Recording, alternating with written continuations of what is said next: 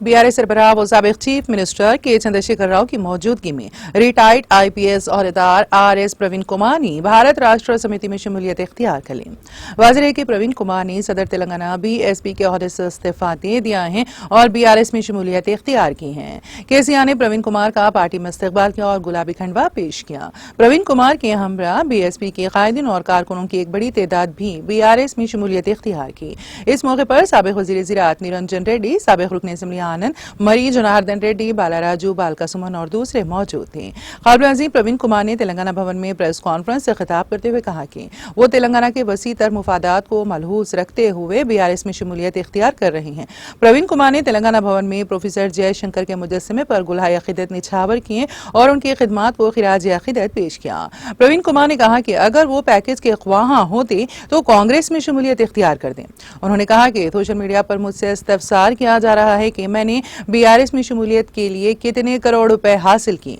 प्रवीण कुमार ने कहा कि वो बगैर किसी मुफाद के बीआरएस में शामिल होने का फैसला किया है। उन्होंने कहा कि वो रियासत तेलंगाना की तामीर नौ में हिस्सा लेने के ख्वाहां हैं। उन्होंने कहा है कि मैं बहुजन नजरिए का पैरोकार हूं और हमेशा दयानतदारी के साथ खिदमत अंजामदही के लिए पाबंद अहद रहूंगा। अवाम की फलाह बहबूद के लिए मेरी जद्दोजहद जारी रहेगी। प्रवीण कुमार ने कांग्रेस पार्टी क़यादत की जानिब से दूसरी जमातों के कायदीन की शमूलियत के लिए अपने दरवाजे खोलने का फैसला हवाला देते हुए कहा है कि वो भेड़ बकरियों की तरह रेवड़ का हिस्सा नहीं बन सकते। उन्होंने कहा कि चीफ मिनिस्टर रेवंत रेड्डी एक तरफ उनकी तारीफ कर रहे हैं और दूसरी तरफ उन पर तनकीद कर रहे हैं। सिर्फ रेवंत रेड्डी ही नहीं बल्कि मैं भी जिला महबूब नगर से ताल्लुक रखता हूं। प्रवीण कुमार ने कहा है कि ये बात सच है कि मुझे ओहदे की पेशकश की गई थी, ताहम मैंने इस पेशकश को ठुकरा दिया।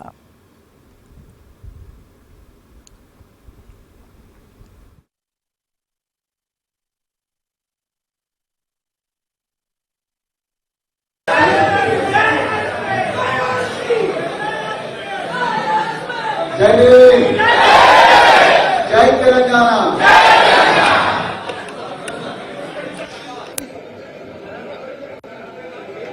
మిత్రులారా కొంచెం నిశ్శబ్దంగా ఉండండి ప్లీజ్.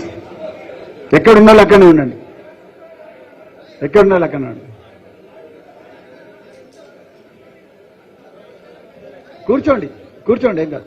కుర్చీలు ఉంటే కూర్చోండి ప్లీజ్ ప్లీజ్. ఇక్కడ కూడా రైట్ సైడ్ కూర్చోండి కూర్చోండి.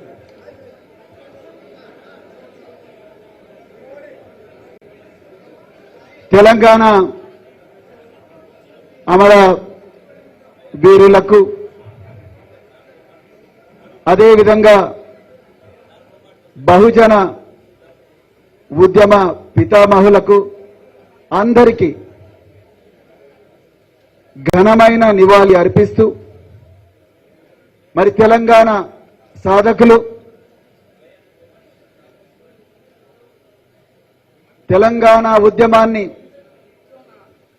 ప్రాణ త్యాగానికి కూడా సిద్ధమై ముందరుండి నడిపించి ఈరోజు తెలంగాణ కలను సాకారం చేసి తెలంగాణ రాష్ట్రానికి ఒక బలమైన పునాది వేసిన బీఆర్ఎస్ వ్యవస్థాపకులు మాజీ ముఖ్యమంత్రి వర్యులు శ్రీ కల్వకుంట్ల చంద్రశేఖరరావు గారికి, అదేవిధంగా మాజీ మంత్రి పెద్దలు సింగిరెడ్డి నిరంజన్ రెడ్డి గారికి, మరి వేదిక మీదున్న శాసనసభ్యులకు, మాజీ శాసనసభ్యులకు, బీఆర్ఎస్ పార్టీ నాయకులకు, అదేవిధంగా మరి వేదిక ముందు ఉండి ఈరోజు